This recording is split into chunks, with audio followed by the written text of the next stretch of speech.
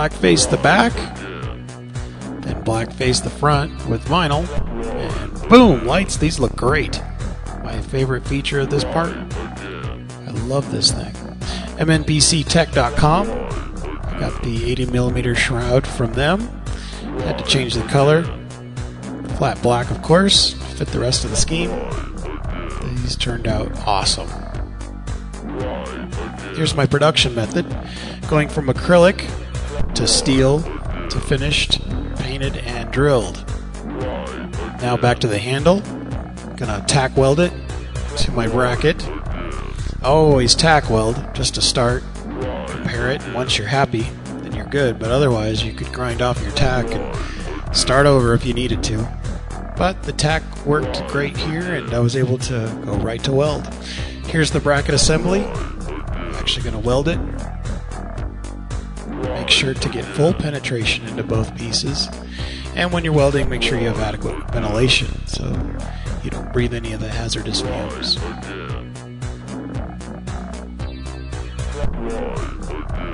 On to wiring. Finishing up the wiring here. Solder the ends, and then we're going to draw some heat shrink. I love to go with the heat shrink on everything. Test it. Looks good. Test the power.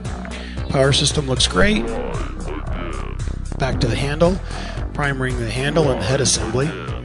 This turns out great. Here's my production method. Some bendable aluminum right to steel, and then finished product head assembly. This was most of the work of this mod was right here. Actually need to attach the head assembly now. Using the index plungers, I need to figure out exactly where I want those holes to line up. So I need to test them, figure out exactly where I want those, because it's necessary. It actually tested pretty good though, and it went pretty clean. The overall look is getting there, it's what I want.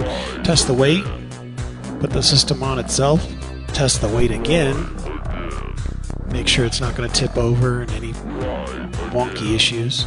Here's that bracket in the back. That was needed to attach to the system itself to support the weight. I love the flexibility of this thing. It's just awesome. Here's the index plungers themselves in motion. Pop them out, lock the head back in place. Some of the acrylic brackets that I actually put on there as well. Finish up the wiring and we're done. Finished with construction. Headed to final. Great, we are finished. This thing turned out fantastic. It's exactly what I wanted.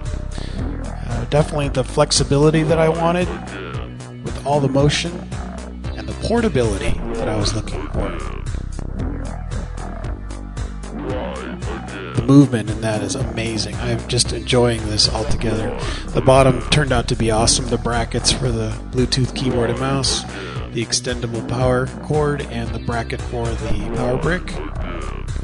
It's very easy to move into place given the pneumatic cylinders inside.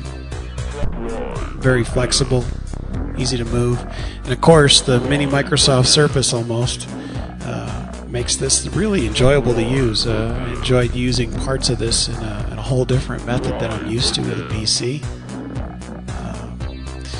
Being able to use that multi-touch surface in a flat stance really is amazing. Here's the head assembly. Get to see that bracket in motion a little bit. You can kind of see how you can adjust the tilt and whatnot. Quick chess game. Like I said, this PC's pretty quick. Definitely would handle all your day-to-day type activities and more. The features turned out to be really good. Here's the power. I was able to extend that battery life out to a full hour, where I could only get about 30 minutes before. So that's exactly what I wanted to get out of it.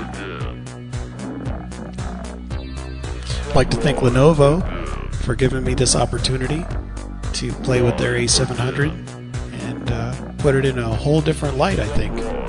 Look forward to doing some more modding. Talk to you guys soon.